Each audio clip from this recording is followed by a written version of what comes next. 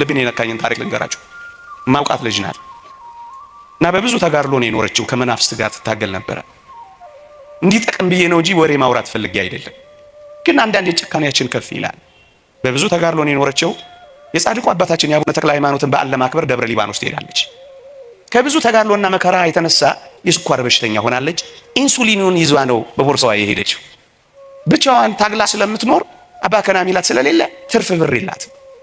በዓል እያከበረች እያለ ቦርሳዋን ትሰረቃለች። እንግዲህ የሚሰርቀው ትርፍ ያለው ሰው ነው። እሷ የመጨረሻ ትርፏ ኢንሱሊኗ ብቻ ነው። ትራንስፖርት የላትም። ገንዘቧን በቦርሳዋ ትንሽ ናት፣ ትወስዳበታለች። የምትወጋው ኢንሱሊን ለዛ ሰዓት ማግኘት አለባት። እቺ ልጅ የት ትሄድ? ደግሞ የቆመች ልጅ ስለሆነች እንዴት አድርጋ ብትለምን ማን ሊያምናት ይችላል? እንደኔና እንደናንተ ናት ልጅቷ ስትታይ። ብዙ ልብስ የሸፈናቸው ምስኪኖች እንኳን ምናልባት እዚህ ውስጥ ይሄን ስናገር በእርግጠኝነት እየተራቡ የሚሰሙ ሊኖሩ እንደሚችሉ ገምታለሁ።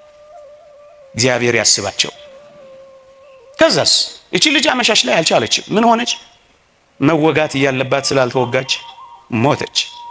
አንዳንድ አሉ ማታ ማታ ለሚጠጡበት ለሚያጌጡበት። ወገኖች አታጊጡ አትዋቡ ግን እያልኩ አይደለም፣ እግዚአብሔር በሚያውቀው። ግንስ በመጠን አይሆን? ለጥፍር የሚወጣው ወጪ እንዴት ይደንቃል!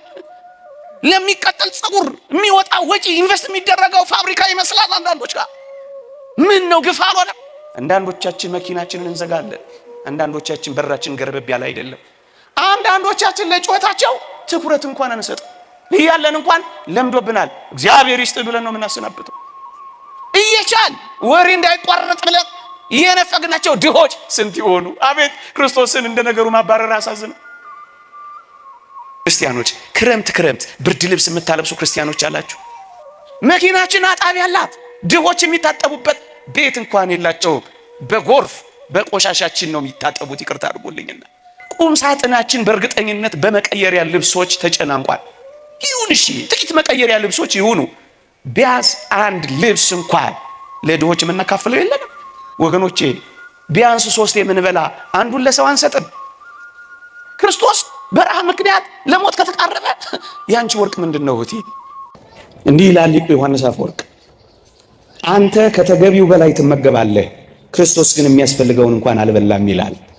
እውነት እንነጋገር ከተባለ ከተገቢው በላይ መብላታችንን እያወቅን 3 ቀንና በዛ ያለ ቀን ረቧቸው የሚያድሩ ሰዎች እንዳሉ አናውቅም? ያውቃለሁ። ምግብ ከበላን 3 ቀናችን ነው የሚሉ ሰዎች እኮ እንሰማለን። ግንስ በርካታ ክርስቲያኖች አለ እሰይ ጠግበህ ብላ፣ ግን ትንሽ ብታካፍል ምን አለበት? አንተ ከተገቢው በላይ ትመገባለህ። ምናልባትም ቁንጣን ሊያሰቃይ ይችላል። ምናልባትም ማታ ጨርሲ እየተባባልን ለሰው እንዲተርፍ እንኳን አድርገን አይደለም እናቀርበው። ትሪው ሙልጭ ብሎ እስኪያልቅ ድረስ እንጋደላለን። ድሆችስ የሚያስፈልጋቸው ደረቅ ዳቦ እንኳን የሚሰጣቸው የለም። ወገኖቼ ለምን ጾም እንደምንጾም ታውቃላችሁ? መራብን እኮ እንድናውቅ ነው። የጾም አንዱ ጥቅሙ በመጾማችን ምክንያት መራብን እንድንለማመድ ነው። የተራበች ሰውነት ደግሞ ለሚራብ ትራራለች። የጾም ማይከሉ ምን ይመስላችኋል? ክርስቶስን ለማገልገል መራብ ነው። ጠዋት የምትራቡት ከሰዓት ልናጠራቅመው እኮ አይደለም፣ ልንሰጠው ነው። በቃ የኛ አይደለም። አንተ ከተገቢው በላይ ትመገባለህ፣ ክርስቶስ ግን የሚያስፈልገውን እንኳን አላገኘም። አንተ የተለያዩ ኬኮችን ትበላለህ፣ እርሱ ግን የደረቀ ቁራሽ ዳቦ እንኳን አልበላም። አንተ የተጣራ የወይን ጠጅን ትጠጣለህ፣ ነገር ግን እርሱ ቀዝቃዛ ኩባያው እንኳን ነፍገዋል። አንተ በለሰለሰና በተለበጠ አልጋ ላይ ትተኛለህ፣ ነገር ግን እርሱ በውጭ ሆኖ በቁር ያልቃል። አንተ ለክርስቶስ የሆኑትን ገንዘቦች ሁሉ ጨርሰህ ወስደሃል። ምዕመናን እግዚአብሔር ያሳያችሁ፣ ልዑል ያመልክታችሁ። እቺን ከተማችንን ተመልከቷል። እዚህ ሜክሲኮ መሄድ ትችላላችሁ። ቤንዚል የሚስቡ ማስቲሽ እያሸተቱ ናላቸው የዞረ ህፃናት አታገኙ። ወደዚያ ወደ ጊዮርጊስ ወጣ በሉ፣ ተደርድረው የምታገኟቸው ምግብ ፍለጋ ራሳቸውን ለመቸርቸር የቆሙ ምስኪኖች ስንት ናቸው? ግን የሁሉ ማይበር አለ።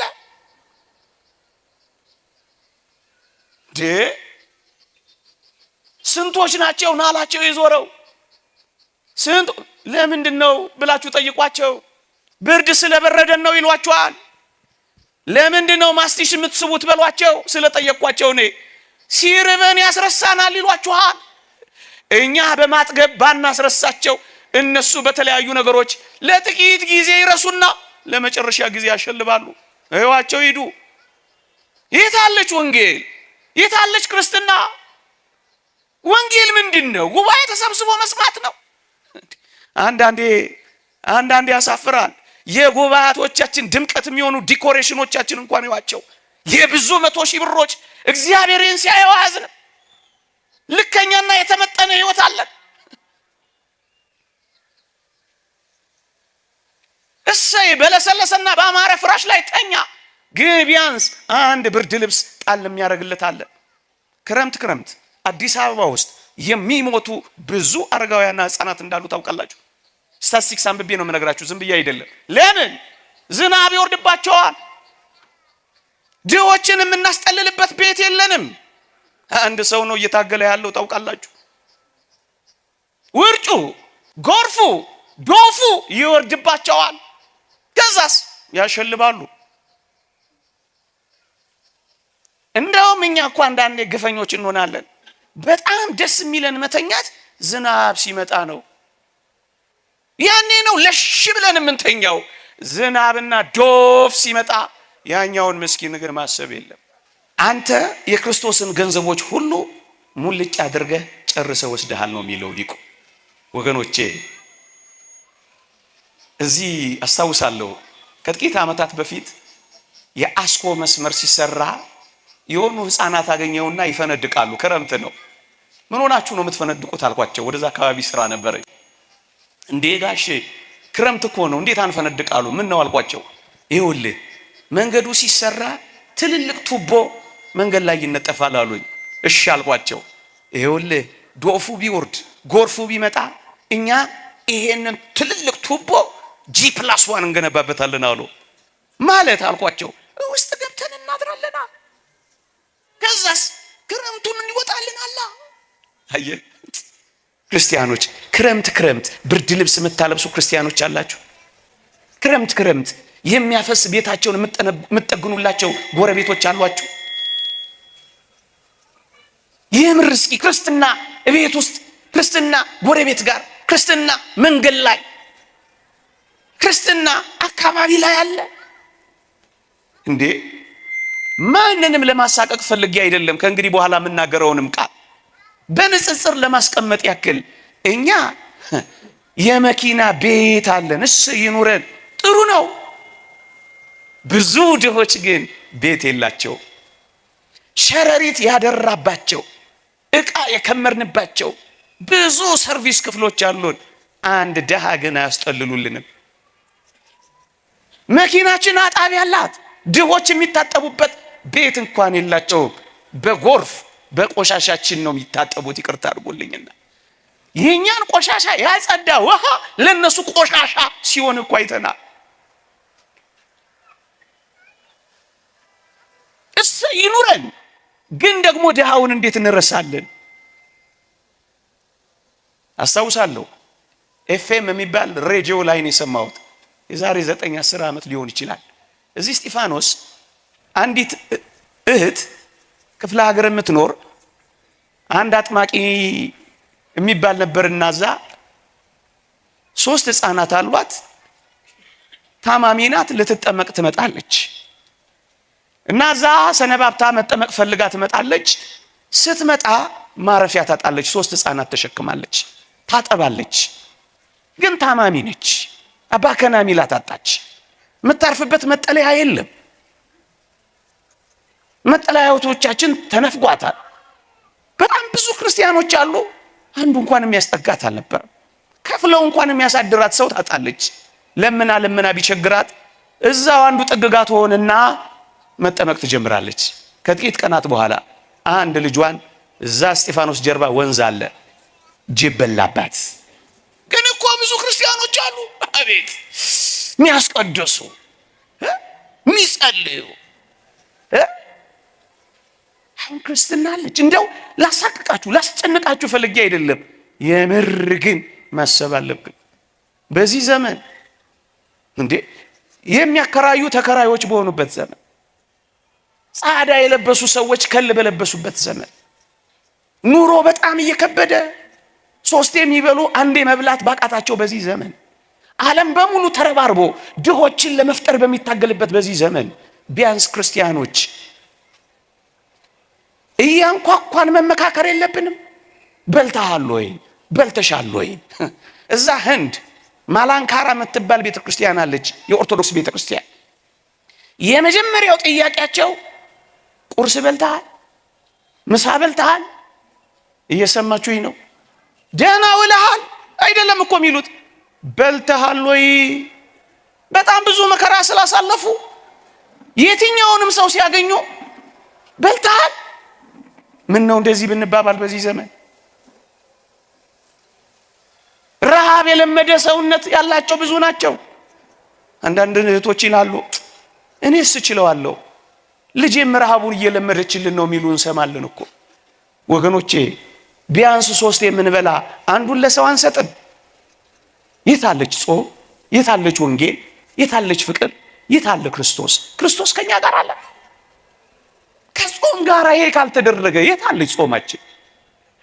የተወደዳችሁ ኦርቶዶክሳውያን ቁም ሳጥናችን በእርግጠኝነት በመቀየሪያ ልብሶች ተጨናንቋል። ይሁን እሺ፣ ጥቂት መቀየሪያ ልብሶች ይሁኑ። ቢያንስ አንድ ልብስ እንኳን ለድሆች የምናካፍለው የለንም። እሺ ዕቃ ይበርክትልን፣ ጥሩ ነው ይሁን፣ ይሄም መጥፎ አይደለም። ግን ልዋጭ ከምንቀይርባቸው ዕቃዎች አንዱን ልብስ ድሆችን እራፊ ጨርቅ ጣል አናረግም።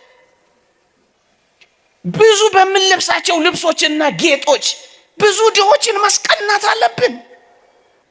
እውነት እንነጋገር ከተባለ ድሆች ፀሐይና ብርድ ይፈራረቅባቸዋል። አንዳንዶች በሞዴል መፈራረቅ ተጨናንቀናል። ግማሹን ብርድ፣ ግማሹን ሞዴል፣ ግማሹን ብራንድ፣ ግማሹን ብርድ ያጨናንቀዋል። ይሁን እሺ እናድርግ፣ መጥፎ አይደለም፣ ክፉ አይደለም። አማን ግንስ በመጠን አይሆንም። እንዲህ የሆነ የሚቀጥል ይመስላችኋል? ድሆች በተራቡ ምስኪኖች በተጨነቁ ቁጥር ምን ሊሆን እንደሚችል አታውቁም ወገኖቼ። እውነት እንነጋገር ከተባለ ብዙዎቻችንን የሚወክል አይደለም አሁን ማወራው። አንዳንዶቻችን በአንድ የማዕድ ሰዓት 3 ማዕድ ሁሉ አለን፣ ግፈኛ ካልሆነን በቃ። ስታርተር የሚባል አለ፣ ለዋናው ማንሸርሸሪያ ሆድ ማዘጋጃ ቀለል ማረጊያ ስታርተር ነው የሚባል። ከዛስ ዋናው ማዕድ ይመጣል፣ ደግሞ እሱ በርከት ይላል፣ እሱንም እናነክታለን። ከዛስ አስጀምረናል ከዋናው ማዕድ ቀምስ፣ ከዛስ ደግሞ መበተኛል፣ ደግሞ ይዘው መሄድ እኮ አትፈልግ። ዴዘርት ነው የሚባለው። በቀን አንድ ጊዜ የሚበላ በ3 ቀን አንድ የሚበላ ባለበት በአንድ ሰዓት 3 ቀን በዚህ ዘመን ኧረ ልከኛ ነው። በመጠን ብናላ አንዱን እንኳን ብናካፍለው ቴካዊ አድርገን ወስደን ብንሰጠው። እሺ ይህን ሁሉ አናድርግ። በወር አንድ ድሃ ምን መጸውተው የለንም። በቀን ተውት፣ በሳምንት ተውት፣ በወር አንድ ድሃ ቤታችሁ ይጎበኛል። ክርስቶስ ይመጣል። ይመጣል ወይ? ቤታችሁ ክርስቶስ አለ ወይ? የታለች ወንጌል? የታለች ሕይወት? ወገኖቼ የታለች? እውነት እንነጋገር ከተባለ እንዲህ ይላል አንድ ሊቅ፣ ክርስቶስ በረሃብ ምክንያት ለሞት ከተቃረበ በጌጣጌጥ ያሸበረቀው ማንነት ለአንተ ምንድን ነው ይላል። አዎ ፍቅር ማለት እኮ ይሄ ነው፣ መስጠት።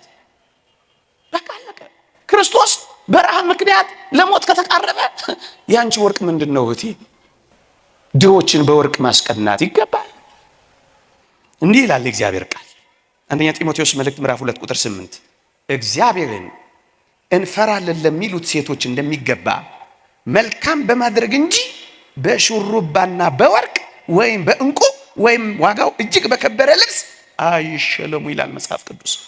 ልድገመው፣ ጮክ ብዬ ላንብበው። እግዚአብሔርን እንፈራለን ለሚሉ ሴቶች እንደሚገባ መልካም በማድረግ እንጂ በሹሩባና በወርቅ ወይም በእንቁ ወይም ዋጋው እጅግ በከበረ ልብስ አይሸለሙ።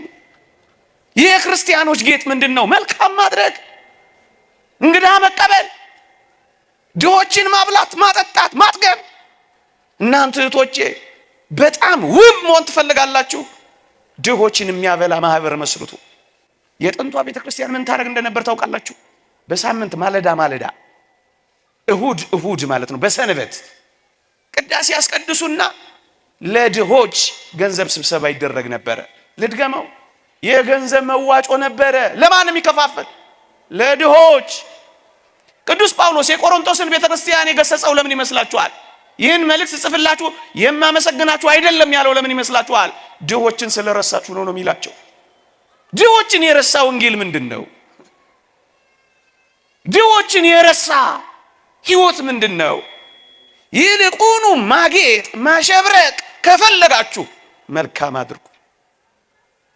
በተለይ እንዲህ ባለው ዘመን ይቅርታ አድርጉልኝ፣ በሚመጡትም ዘመናት ምግብ የሚመግቡ ማዕከላት የሉንም። ኦርቶዶክሳውያን ልብ ካላችሁ የምግብ መመገቢያ ማዕከላት ክፈቷ። በጣም ብዙ አይደለም፣ 10 ሰው ከራብ ከታደጋችሁ አይበቃ። አንድ ሰው አንድ ጓደኛ የሚራብ ጓደኛ ካፈራ በቂ ነው። መልካም በማድረግ እንጂ በጌጥ በእንቁ በወርቅ ብታጌጥ ጥቅም ምንድን ነው የሚለው? ክርስቶስን ታስቀናዋለህ። በዚህ በትሩፋት ታጌጡ ዘንድ እወዳለሁ ነው የሚለው።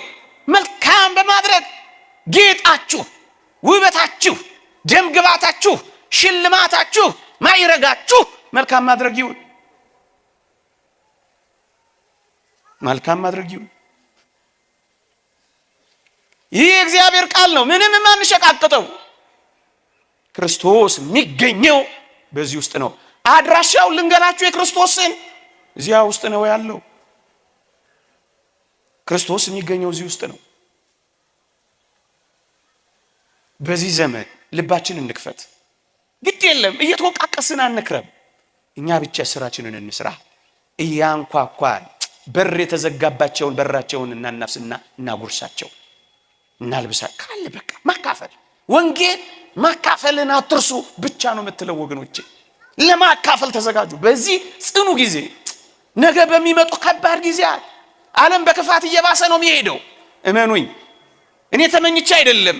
ማስራቡን ግን ይቀጥላል። ዓለም ኑሮ ማክበዱን ግን ይቀጥላል። በእነዚህ ጊዜያት ለመተሳሰብ እንዘጋጅ ለማለት ነው እንዲህ ያለ ትምህርት ማንሳት የፈለግኩት። ለነገ እንዘጋጅ። ይሄንን የምናደርገው ግን የምርጭ ስንጨክን ነው። ክርስቶስን አድራሻው ድሆች ጋር ነው። በቃ ይሄንን በአንድ ምሳሌ ባስረዳ የበለጠ ጠቃሚ ነው። በሞቴ ስሙኝ። አባ ቢሾይ በነበረበት ዘመን እግዚአብሔር ለአባ ቢሾይ እንዲህ አለው፣ ለሕዝቡ ንገር፣ በታላቁ ተራራ ላይ ይገለጣለሁ፣ ሕዝቡ ሁሉ ያዩኛል፣ እኔም ሕዝቤን እባርካለሁ። አባ ቢሾይ ለሕዝብ ንገር አለው። አባ ቢሾይም ደስ አለው፣ ለሕዝቡም ነገረ። አምላካችን እግዚአብሔር በተራራው ላይ ይታያል፣ በማለዳ ሰንበት ከቅዳሴ በኋላ እዛ እንገናኝ ብሎ አወጀ። ይገርማችኋል ክርስቲያኖች፣ ዕለተ ሰንበት እስኪመጣ ምእመናን ተቆነጠነጡ፣ ጓጉ። አንዳንዶቹ ቀን አልደርስ አለ፣ ቀንና ሌሊቱን አይናቸው አፍጥጦ እግዚአብሔርን ለማየት ቋመጡ። መጣ ሰንበቱ። ከቅዳሴ በኋላ ሁሉም ወደ ተራራው መጉረፍ ጀመረ። ወደ ተራራው ከመሄዳቸው እግርጌ ተራራው ግርጌ ግን አንድ ምስኪን ጉንድሽ ሰው ተቀምጧል። ምንም መሄድ መንቀሳቀስ የማይችል ሰው ቁጭ ብሎ ምጽዋት ይጠይቃል። ስጡኝ ይላል፣ አብሉኝ ይላል፣ አጠጡኝ ይላል። ያ ሁሉ ክርስቲያን ክርስቶስን ለማየት ነው የሚፈልገው።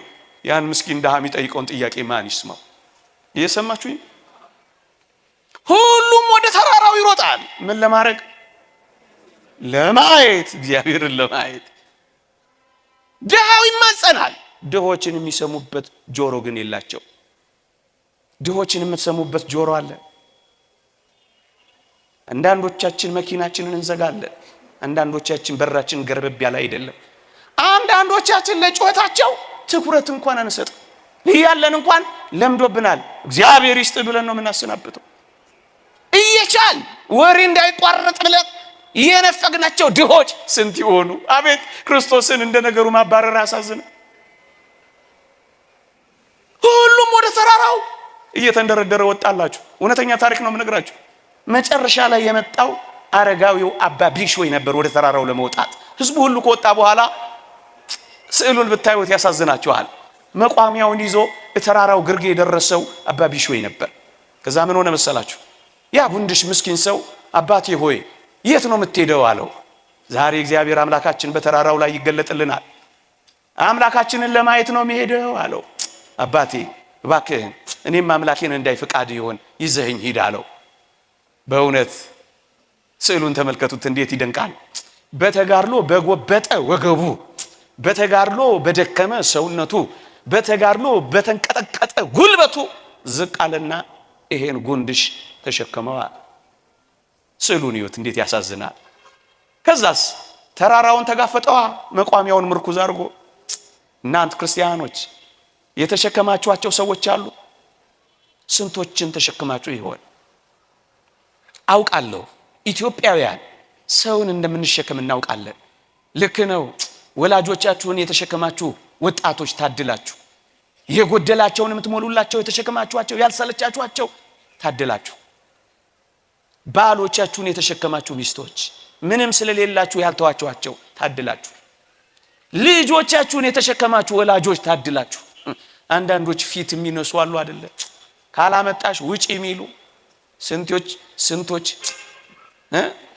እዚያ የሊቢያ በረሃ የበላቸው ስንቶች አሉ። ምንም ስለማያመጡ የተባረሩ ፊት የተነሱ የተገለመጡ አንዳንዶች ሊኖሩ ይችላሉ። ኢትዮጵያውያንን በብዙ አይመለከትም። ግን ትሸከማላችሁ ወይ? ወንድሞቻችሁን ትሸከማላችሁ? ዛሬ ሊያጣ ይችላል፣ ነገ ያገኛል። አሁን ግን እሸከመዋለሁ ብላችሁ ብዙ ነገር እኮ ነበር ምናምን እያላችሁ ማትመጻደቁ እህቶቻችሁን የተሸከማችሁ ዘመዶቻችሁን አቤት ታድላችሁ። ያጡትን የነጡትን ዕውቀት ኖሯቸው እዚህ ግባ የማይባል ይሄ ዓለም ዕውቀት እንደሌላቸው የጣላቸውን የተሸከማችሁ አባቢሽ ወይን ተመልከቱት። የጎበጣችሁ ካላችሁ ምንም አልጎደለባችሁ። ክርስቶስን አይታችሁታል። ክርስቶስን አግኝታችሁታል። በእርግጠኝነት ነው ምንላችሁ፣ በርከክ ብላችሁ ተሸከሙ። ሰራተኞቻችሁን ትሸከማላችሁ። ተውድዶች አጠገባችሁ ያሉ ምንም የሌላቸውን ሰዎች ትረዳላችሁ ወይ? ትሸከማላችሁ ወይ? አንዳችሁ ለአንዳችሁ ሸክም ነው የምትሆኑት። አንዳችሁ ለአንዳችሁ መሸከም ነው የምትችሉት። ኢትዮጵያውያን ይልቁንም ክርስቲያን ኦርቶዶክሳውያን ግድ የላችሁ፣ እንሸካከል። ዘመን ማለቁ አይቀር፣ ብዙ አይደለም፣ አጭር ነው። 3 ምግብ የመላውን በአንድ ጊዜ በቀን 3 የበላው በ3 ቀን አንዴ የበላው እመኑኝ እየኖርን ነው። የላመ የበላው የጣመ የጠጣው አሸር ባሸር የበላው እመኑኝ እየኖርን ነው። ምንም ለውጥ የለው። ሁሉም ይረሳል። አሻራው ጥሎ እንደማያልፍ መርከብ ነው። በጣም ይረሳል። ቅድም የበላችሁ ጣፋጭ ነገር ትዝታው እንኳን ይረሳል። እናንተ አጭር ነው፣ በጣም አጭር ነው። ይሄን ላሳያችሁ አጭር እንደሆነ። የአንድ ምግብ የአይን ውበቱ ስታዩት ያለው ውበትና የምግብ ግርማ ሞገሱ በእጃችሁ ጠቅልላችሁ አፋችሁ እስክትጎርሱት ድረስ ነው። ከዛ በኋላ አታዩትም። ለእይታ በጣም አጭር ነው። ለእይታ ብቻ እንዳይመስላችሁ፣ ለጣዕም እንኳን በጣም አጭር ነው። ወይ ሲጣፍጥ በጣም አጭር። ከየት እስከ የት? ከምላስ እስከ ጉሮሮ ነው። ላጭሩ እኮ ነው መከራ እየበላን ያለ ነው። ምን በቃ ቆርሰን የምናጎርስ ቀደን የምናለብስ። እቺ ግን የዘላለም ናት፣ አጭር አይደለችም። አጭር አይደለችም በፍጹም። አባቢሽ ወይ ተሸክሞ ኖረ። ኢትዮጵያውያን እንደሚሸከሙ እናውቃለን። በቅርቡ የሰማሁትን ታሪክ ልንገራችሁ። አንድ ወላጅ አባት ነው ለልጆቹ ምሳሳን ጥቅጥቅ አድርጎ ይሰጣል አሉ። ቋጥሮ ይልካቸዋል አባት። እሱስ የሚበላው ስለሌለ ባዶ ምሳሳን ይዞ መስሪያ ቤት ይሄድላቸዋል። ከዛስ ምሳሳ ሲደርሱ ሌሎች ሁሉ ከፈት ሲያረጉ አውቋሉ በፌስታል ምሳሳኑን ይዝና በመካከላቸው ይንጎራደዳል። ምን ለማለት ይዣለሁ እኮ ቀላል ሰው አረጋችሁኝ እንዴ ይላል። እየሰማችሁኝ ነው? እኔ ትንሽ ቆይቼ ነው የምበላው ይላል። ግን ምንድነው? ባዶ ነው። ልጆቹን ያጠግባል፣ እሱስ ይራባል። ይሄ ነው መሸከም። አንዳንድ አሉ ማታ ለሚጠጡበት ለሚያጌጡበት። ወገኖች አታጊጡ አትዋቡ ግን እያልኩ አይደለም፣ እግዚአብሔር በሚያውቀው። ግንስ በመጠን አይሆንም። ለጥፍር የሚወጣው ወጪ እንዴት ይደንቃል! ለሚቀጠል ጸጉር የሚወጣው ወጪ ኢንቨስት የሚደረገው ፋብሪካ ይመስላል አንዳንዶች ጋር። ምን ነው ግፍ አልሆነም? ራሳቸውን ማኖር ያልቻሉ ብዙዎች ባሉበት ክርስቲያኖች እንዲህ ሊያደርጉ ይገባል። አንዳንዶች አንገስጽም። እንዲህ አይነት ደግሞ ወላጆች አሉ። እጃቸውን ሻካራ አድርገው እየተንቀጠቀጡ እየሰሩ ልጆቻቸውን የሚያጠግቡ ታድለው። እነሱ በበረሃ በብዙ ተቃጥለው ወላጆች ልጆቻቸውን ሰማይ ያደረሱ ደግሞ የሚመሰገኑ አሉ። አቤት ታድለው፣ አቤት ታድለው። መሸከም ማለት ይሄ ነው። ንስሐ አባቶች ልጆችን መሸከም፣ የልጆቻቸውን ረሃብ የሚያውቁ ንስሐ አባቶች የልጆቻቸውን ረሃብ መሸከም አለባቸው። የአንደኛው ልጃቸውን ጥጋብ ያውቃሉ፣ የአንደኛው ልጃቸውን ረሃብ ያውቃሉ። እንዳይጠግብ በልኩ እንዳይራብ ደግሞ በመጠኑ አከፋፋይ ሊሆኑ የሚገባቸው ንስሐ አባቶች እዚህ ላይ ሊሰሩ ይገባል። በባጋቸው ዳቦ ይዘው የሚዞሩ ካህናት እንዳሉ እንሰማለን። ለተራቡ ልጆቻቸው የሚያበሉ። ወንጌል ማለት ይሄ ነው። ሌላ ወንጌል ምንድነው? አሁን ይሄንን ያወራነውን ሁሉ አንድ ሰው ካልኖረበት ምን ትርፋለሁ? የጆሮ ቀለብ ሳይሆን የህይወት ቀለብ እንዲሆን እኮ ነው ወንጌል የሚዘረጋው። ተግባር ክርስቶስ የሚገኘው አባ ቢሾይ ተሸከመውና ወጣ። ከዛስ ክርስቶስ ቢጠበቅ የለም። እየሰማችሁ ነው? ቢጠበቅ የለም። ሊታይ የተናፈቀው ቀረ፣ ዘገየ። አባ ቢሾይ ምን ነው የነገርከን እውነት አይደለም? እረ ጌታዬ ቃል ገብቶልኛል። በህይወቴ ሁሉ አንድ ቀን እንኳን ሊቀር ዘግይቶብኝም አያውቅም። በትክክል ያናገረኝ እገለጥልሃለሁ ነው ያለኝ አለ።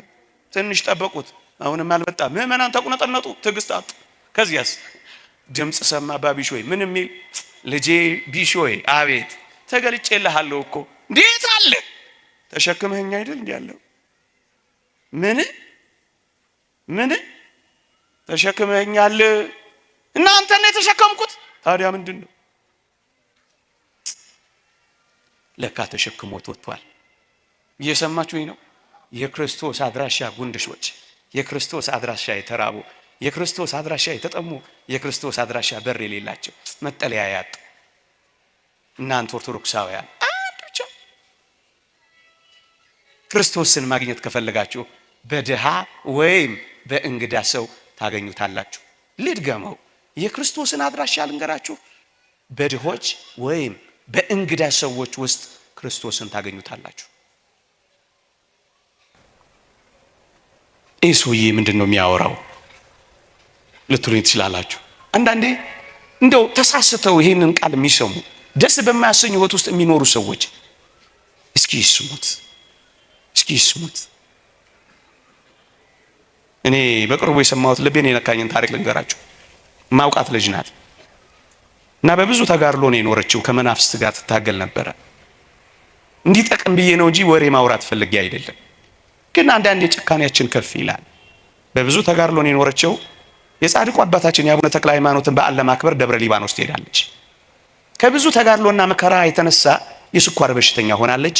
ኢንሱሊኑን ይዟ ነው በቦርሳዋ የሄደችው። ብቻዋን ታግላ ስለምትኖር አባ ከና ሚላት ስለሌለ ትርፍ ብር የላትም። በዓል እያከበረች እያለ ቦርሳዋን ትሰረቃለች።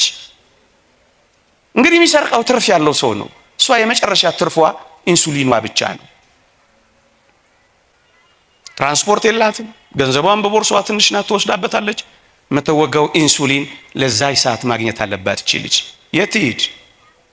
ደግሞ የቆመች ልጅ ስለሆነች እንዴት አድርጋ ብትለምን ማን ሊያምናት ይችላል? እንደኔና እንደናንተ ናት ልጅቷ ስትታይ። ብዙ ልብስ የሸፈናቸው ምስኪኖች እኮ አሉ። ምናልባት እዚህ ውስጥ ይሄን ስናገር በእርግጠኝነት እየተራቡ የሚሰሙኝ ሊኖሩ እንደሚችሉ ገምታለሁ። እግዚአብሔር ያስባቸው። ከዛስ እቺ ልጅ አመሻሽ ላይ አልቻለችም። ምን ሆነች? መወጋት እያለባት ስላልተወጋች ሞተች። እዚያው ተቀበረች። ምን አይነት እነሱ ስኳር ለመብላት ሲሉ የስኳር መድኃኒት ያለውን ኢንሱሊን የሚሰርቁ ሌቦች ጋር አብረን እንኖራለን። ለቅምጥልነታቸው ሲሉ ልጆቻቸውን የሚያሳቅቁ በጣም ብዙ ቅምጥል ወላጆች አሉ። ማታቸውን ውስኪያቸው ላይ ያመሹ ልጆቻቸው ላይ ማታ ገብተው የሚደፉ በጣም ቅምጥሎች አሉ። ልጆች ተበተኑ አልተበተኑ ምንም አይመስላቸው፣ አፈር አይንካኝ የሚሉ እቺ ጆሮ አየችኝ የሚሉ ቅምጥሎች አሉ። እንኳን ሌላውን አፍንጫቸው ስር ያለው ልጃቸውን እንኳን የማያዩ ግን አንተ ምን እያልክ ነው? እኛ ራሳችን ድሆች አይደለን ልትሉን ትችላላችሁ። እውነት ነው። ምንም ላይኖረን ይችላል። ከየት አምጥተን ነው እንድናካፍል የምታወራው ልትሉኝ ትችላላችሁ። ምንም ላይኖረን ይችላል። ሊቁ ቅዱስ ዮሐንስ አፈወርቅ እንዲህ ይላል፣ ቢያንስ 2 ዲናር አለህ ይላል። ታስታውሳላችሁ? ያቺ ሴት 2 ዲናር ብቻ አላት። እሷን በምኩራብ ሙዳየ ምጽዋት ውስጥ ስትጥል አያት። በጣም ብዙዎች አሉ እኮ። የክርስቶስ ዓይንም ልብም ያረፈው ግን ከጉድለቷ የሰጠችውን ሴት ነው። እውነት ነው፣ ጎሎብናል። በዚህ ዘመን ነገር ሁሉ አስማት ሆኖብን ሊሆን ይችላል። እመኑኝ፣ በፍቅር ስንሰጣጥ ግን ይበዛልናል። መጽሐፍ ቅዱስ እንደዚህ ነው የሚለው፣ እየነቀነቀ እየተቀጠቀ በቅፋችሁ ያስተቅፋችኋል ነው የሚለው። ስትሰጡ ይበዛላችኋል። የመስጠት ሂሳብ በእግዚአብሔር ዘንድ ይሄ ነው። ስትሰጥ ይጨመራል። በማቴማቲክስ ማካፈል መቀነስ ነው። በክርስቶስ ዘንድ ግን ማካፈል መደመር ነው። ይሄንን አረጋግጡ በሕይወታችሁ። በማቴማቲክስ መቀነስ ማጉደል ነው። በክርስትና ግን ቀንሶ መስጠት ማባዛት ነው። ማብዛት ከፈለክ ይሄንን ቅመሰው። ስስተኛ ንፉግ አትሁን። ቆልለው በአካውንት ብታስቀምጠው ምን ይሆናል? ጥቂት ጥቂት አካፍለው። ሁሉን እንኳን ጨርሰ ለፍጽምና ባትደርስ እንኳን ጥቂት ጥቂት አካፍለው። አይንህ እያየ መድኃኒት መግዣ የሚሆነው ምን ሆነ ነው? ፋርማሲ የምትሰለፈው ዳቦ ለተሰለፈው ብትሰጠው እንዴት ያልነት በረከት ነው። ምን ሆነ ነው ካላችሁኝ፣ 2 ዲናር አለ ይላል ሊቁ ዮሐንስ አፈወርቅ። ምን ይላል? ድህነት የቱንም ያህል ቢሆን 2 ዲናር የለህምን? 2 እግሮች አሉ ድሆችን እይበት። 2 አይኖች አሉ ድሆችን እይበት። 2 እግሮች አሉ ህሙማንን ጠይቅበት። ቢያንስ ጣር አለህ የተገፉትን አስጠጋበት። ቢያንስ እግር አለ ጠይቅበት። ክርስቶስ ጠይቀው ታሞ ወድቋል። በየጎረቤቶቻችን በር የተዘጋባቸው ተባያቸውን አራግፈው መቁረብ የሚፈልጉ ስንቶች አሉ። ማይበራት ካላችሁ እናቶች ተደራጅታችሁ ሰፈራችሁ ውስጥ ይሄንን ጽድቅ አትሰሩም? ጽድቅ አፍንጫችን ስራ አይደለ? እይበት፣ ጠይቅበት፣ አስጠልልበት። ቢያንስ 2 ዲናር አለ። ምንም ነገር ባይኖርህ 2 ዲናር አለ። የተወደዳችሁ ኦርቶዶክሳውያን፣ ሀብት የሚባለው በኪስ የሞላው በቦርሳ የታጨቀው በጎተራ የተከተተው በአካውንት የተቀመጠው ብቻ አይደለም። ይሄ አይደለም ሀብት። እና ሀብት ምንድነው ካላችሁኝ፣ በጉልበት በበዛችሁ አገልግሏቸው። ምንም የለህም ተላላካቸው፣ ጉዳይ አስፈጽምላቸው፣ ቤት አስጅላቸው፣ ልብስ ጠቢላቸው። ጽድቅ ይሄ ነው። ቅድስና ይሄ ነው። ተጋርሎ ይሄ ነው። ምናኔም ይሆን ይሻል ይሄ ነው። ወገኖቼ ቤት ሞልቷቸው ሰው የራባቸው ስንት ናቸው? ይሄን አታውቁ? ሰው የናፈቃቸው አሉ። መብል ሞልቷቸው ፍቅር የራባቸው አሉ። ፍቅር ስጧቸው፣ አዳምጧቸው። እፍኝ ጥሬ ሞልቷቸው አስታዋሽ ልብ የተነፈጋቸው ስንት ናቸው? ጆሮና ልብ ስጧቸው። ምጽዋት እኮ ይሄም ነው። ስንቶች የሚያዳምጣቸው የሚተነፍሱበት አጥተው፣ ስንቶች ተሸኝተዋል። ስንቶች ደም ብዛት፣ ስንቶች ስኳር፣ ስንቶች ተንጠልጥለዋል። ስንቶች መርዝ ጠጥተዋል። ስንቶች ተስፋ ቆርጠዋል። ይታከማሉ ስትሰሟቸው። ገንዘብ ኖሯቸው ጆሮ ለተነፈጋቸው ጆሮ ሆኗቸው፣ ሐዘን ሰብሯቸው የልጅ ሐዘን፣ የማጣት ሐዘን ሰብሯቸው ጥቂት ማስታወስ ከሰጠናቸው፣ ዕውቀት ያላችሁ ብር የሌላችሁ የድሆችን ልጆች ያስጠኑበት፣ ውትወር ስሩበት። በሳምንት 1 ሰዓት አስጠናበት። ምጽዋት ነው፣ ስጣቸው። እስኪ ልጠይቃችሁ፣ ዮሐንስ አፈወርቅ የሚጠይቀውን ነው።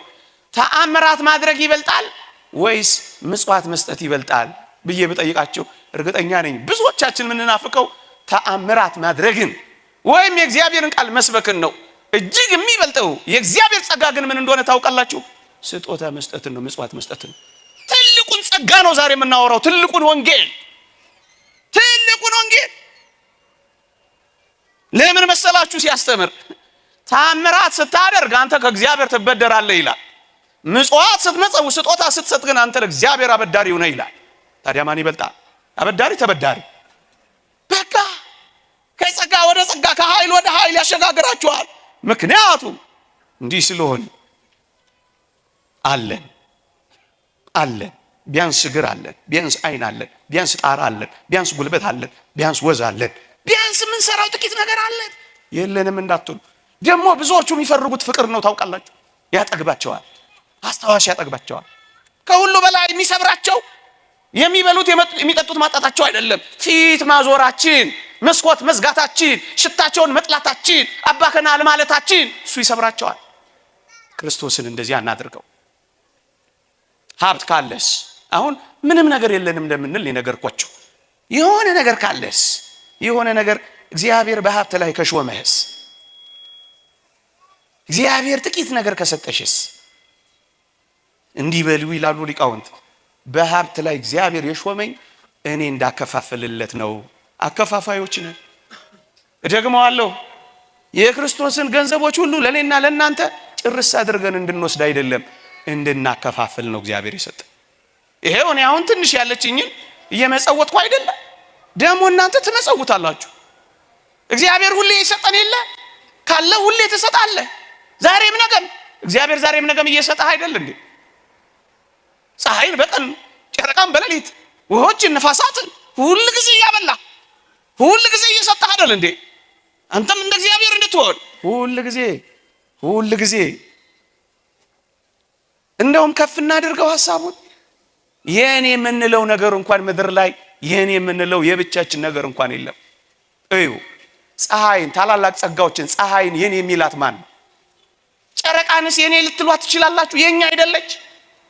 የምር ክርስቲያን መሆን ስትፈልጉ ያላችሁ ሀብት የጋራችን ይሆናል፣ የሁላችን።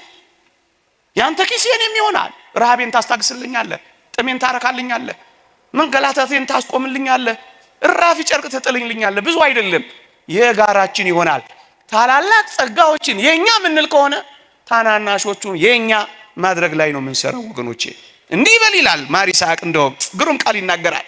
በዝናብ ያበቀለው በፀሐይ ያበሰለው የእግዚአብሔር ገንዘብ ነው ብለህ በትህትና መጽውተው ይላል። የኔ አይደለም የማን ነው? እንዳልተቀበለ ሰው የምትመካው አንተ ማን ነው ይላል ንዑድ ክቡር የሚሆን ሐዋርያ ጳውሎስ። ብዙዎቻችን ኩሮችና ተመኪዎች ሆን የሆነ ነገር ስለሰጠን እግዚአብሔር ባለቤቱን ሁሉ ረሳል። የእግዚአብሔር ቃል እንዲህ ይላል፣ በልብስ ጌጥ አትታበይ፣ በከበርክበትም ወራት ራስን አታኩራ ይላል። ትዕቢተኞች ሆን ስናገኝ፣ ኩሮች ሆን፣ ተመጻዳቂዎች ሆን፣ ሌላ አድርገን ራሳችንን እንፈጠር። መድኃኒት የሚገዛላቸው ያጡ ስንት ናቸው? መታከም እየቻሉ ያልታከሙና የሞቱ ስንት ናቸው? ስንቱን ማውራት እንችላለን። የሚፈታ ችግር የተወሳሰበባቸው ስንት ናቸው? ገንዘብ ብዙ እንዲሰራ ነበር የተሰጠው፣ ግን ለራሳችን ብቻ አጠራቀሙ። ሶስተኛ የመጨረሻው ምክሬ ነው ለዚህ ምሽት። ሀብትህን በጣም ትፈልገዋለህ፣ ንብረትህን በጣም ትወደዋለህ፣ ገንዘብን በጣም ትወዳለህ። እንግዲያውስ አንድ ምክር ልምከርህ ይላል አንድ ሊቅ። እኔ ገንዘብን በጣም የምትወዱ እጃችሁን አውጡ ብላችሁ ደስ ይለኝ ነበር፣ ግን አንዳንዶቻችሁ ያው ጉባኤ ስለሆነ ቤተክርስቲያን ስለሆነ አትወዱም አይደል? አትወዱም አይደል? ለምን ልፈትናችሁ እጅ አውጡ ብዬ? ምን በወጣኝ እናንተን ፈተና ልፈትን? የፈተና ጣቢያ አላረገውም መቼም ይሄን ጥያቄ ጠይቅ። ግን ምክሩን ብቻ እናስተላልፍ። የሊቃውንቱን ምን ይላሉ? ገንዘብህን በጣም ከወደድከው፣ ሀብትህን በጣም ከፈለግከው ይላሉ፣ በድሆች ሆድ ውስጥ አድርግና ወደ ሰማይ ላከው። እየሰማችሁ? ወዴት ላከው? በጣም የምትወዱት ከሆነ የድሆችን ከርስ መባ አድርጎ የሚቀበላት ስጦታ መባ ምጽዋት ናትና በድሆች ሆድ ውስጥ ወደ እግዚአብሔር ወደ ሰማይ ላኳት። በጣም ትወዱታላችሁ ሀብታችሁ፣ በጣም ትወዱታላችሁ ገንዘባችሁን፣ በጣም ያስፈልጋችኋል ንብረታችሁ፣ ወደ ሰማይ ላኳት። እየሰማችሁ ነው? ወዴት ላኳት? ፈቃደኞች ናቸው? ወደ ሰማይ። በዚህ በምድር ላይ ብታስቀምጡት ብልና ዝገት ይበላዋል፣ እውነት ሐሰት። በዚያ ግን ብልና ዝገት አይበላውም፣ እውነት ሐሰት። በዚህ ብታስቀምጡት ሌቦችን ይስባል፣ አጥሩን ጥሰው ግድግዳ ምሰው ግንብ አፍርሰው ጉድጓድ ቆፍረው ይሰርቁታል፣ እውነት ሐሰት። በዚያ ግን የሚደረመስ ግንብ የለም፣ በዚያ ግን የሚቆፈር ጉድጓድ የለም፣ በዚያ ግን የሚዘለል አጥር የለም። የሚበልጠው ቦታ ምን በሉት? ላኩት። በጣም ትወዱታላችሁ፣ እዛ ይጠብቃችኋል፣ ላኩት። የምር እንነጋገር። ላይመስላችሁ ይችላል፣ ተረትም ይመስላችሁም ሊኖር ይችላል። ግን የተረጋገጠ እውነት ነው የምንነግራችሁ። የምንጨምረው ቲዮሪም የምናገኘውን ፍልስፍና የለንም። ባንክ ከማስቀመጥ በላይ ድሆች እርቃን ላይ አስቀምጡት። አክሲዮን ከመግዛት በላይ ድሆች ሆድ ውስጥ አድርጋችሁ ላኩት። የት ይጠብቃችኋል? የት? በሰማይ። እስኪ ልጠይቃችሁ፣ መጽሐፍ ቅዱስ ላይ አልዓዛርና ነው የሚባሉ ባለጸጎች በዚህ በሉቃስ ወንጌል ምዕራፍ 16 ላይ እንዳሉ ታውቃላችሁ አይደል? ተመራችኋል አይደል? እስኪ ልጠይቃችሁ፣ በሞቴ ልጠይቃችሁ። መጽሐፍ ቅዱስ እንዲህ ይላል ባጭሩ፣ አልዓዛርም ሞተ፣ መላእክትም በአብርሃም እቅፍ ወሰዱት ይላል። ወዴት? ወደ ሰማይ። እሺ፣ አልዓዛርም ሞተ፣ ከዛስ? መላእክትም ወደ አብርሃም እቅፍ ምን አሉት? ስለ ባለጸጋው ሲናገር ምን ይላል መሰላችሁ? አካፍሎ አያውቅም። አልዓዛር አፍንጫው ስር ተመልክቶት አይቶት አያውቅ። ከዛ ምን ሆነ መሰላችሁ? ስለ ባለጸጋው ሲናገር ባለጸግነት በራሱ የሚነቀፍ ነገር አይደለም። አደራ ስወጣ ጥቂት ባለጸጎች መታችሁ አንገቴን እንዳታንቆኝ። ባለጸግነትን አይደለም የምንነቅፈው፣ ንፉግ ባለጸግነትን ነው የምንነቅፈው። እየሰማችሁኝ ነው? ቃለ ማካፈልን ነው የምንወቅሰው። ስለ ባለጸጋው ሲናገር መጽሐፍ ቅዱስ ምን ይላል መሰላችሁ? ባለጸጋው ግን ሞተ ካለ በኋላ ተቀበረ ይላል። ሰምታችሁኛል? እስኪ ልጠይቃችሁ፣ እንደ አልዓዛር መሆን ትፈልጋላችሁ? እንደ ነዌ እንደ ባለጸጋው? ጮክ ብላችሁ ንገሩኝ። የምራችሁን ነው? አልዓዛር እኮ በደዌ ነው ዘመኑን የጨረሰው። ሰምታችሁኛል? አልዓዛር እኮ ዘመኑን በድህነት ነው የጨረሰው። እንደ አልዓዛር ወይስ እንደ ነዌ? ምን ነው ድምጻችሁ ሳሳ? ድሃ እኮ ነው። ይሁን እንደ አልዓዛር እንዴ? ውሾች ቁስሉን ሲልሱለት የሚያባረርበት እኮ ጉልበት አልነበረውም። እንደ አልዓዛር እንደ ነዌ? የምራችሁን ነው? ተው። ኧረ ደህና ናቸው እነዚህ። አልዓዛር እኮ የሚጠጋበት ቤት የሚበላበት ምግብ የለውም እኮ። እንደ አልዓዛር እንደ ነዌ? የምራችሁን ነው? እኔ እየተደነኩ ነው በዚች ምሽት። ለምንድን ነው ግን እንደዚህ የመረጣችሁት? ለምን? ከድህነት ጋር ደዌ፣ ከደዌነት ጋር ከመተው ጋር ቁስል። አስታማሚዎቹና ተንከባካቢዎቹ እኮ ውሾች ናቸው። የአልዓዛር እንደ አልዓዛር ወይስ እንደ ነዌ? የምራችሁን ነው? ለምን? ምን? አንዲት ቃል ያሸነፈቻችሁ በእርግጠኝነት ምን የምትል? አልዓዛርም ሞተ፣ መላእክትም በአብርሃም እቅፍ። ፍጻሜውን አይታችሁ አይደል? ፍጻሜ ጅማሬ። እንግዲህ ሀሳባችሁን ወደ ሰማይ ላኳት። በአመፃ ገንዘብ ለራሳችሁ ወዳጆችን አብጁ፣ በሰማይ ይቀበሏችኋል። እየሰማችሁኝ ነው? እቅፋቸው ውስጥ ትገባላችሁ። መልአከ ብርሃን የመጨረሻ ንግግሬ፣ መልአከ ብርሃን ሰላማ የሚባሉ ኢትዮጵያ ውስጥ ይኖሩ ነበር አሉ በጥንቱ ዘመን። እና ምን ያደርጋሉ መሰላችሁ? ዋና ስራቸው መመጽወት መስጠት ነው። ስጦታ ነው ዋና ስራቸው። እየሰማችሁኝ ነው? ከዛ ያዩዋቸው ሰዎች ምን አሏቸው መሰላችሁ? አንተ መልአከ ብርሃን፣ አቤት፣ እንደዚህ ሀብትህን የምትበትነው ገንዘብህን እንዴት ብትጠላው ነው? አትወደው አሏቸው አሉ። ባትፈልገው ነው እንደዚህ የምትበትነው አሏቸው አሉ። መልአከ ብርሃን ምን ብለው መለሱ አሉ? እኔም ልጆቼም ኋላ ወደ ምን ሄድበት ሀብቴንና ንብረቴን አስቀድሜ ብልከው ወደድኩት ወይስ ጠላሁት አሏቸው አሉ። ወደዱት ወይስ ጠሉት? ወደዱት ወይስ ጠሉት? ኋላ ወደ ምን ሄድበት አስቀድሞ መላክ ጥሩ ነው ጥሩ አይደለም?